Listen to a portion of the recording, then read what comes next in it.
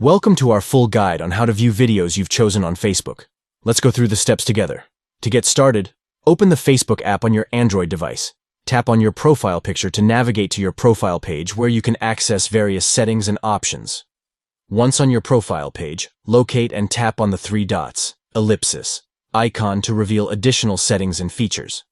From the Options menu, select Activity Log to access a comprehensive view of your activity on Facebook, including interactions, posts, and engagements. Scroll down within the activity log and find the section labeled Videos You've Chosen. Tap on this option to view a collection of videos that you have selected or saved on Facebook. By accessing the Videos You've Chosen section, you can easily revisit and enjoy the videos that you have specifically saved for later viewing or sharing. Thank you for watching.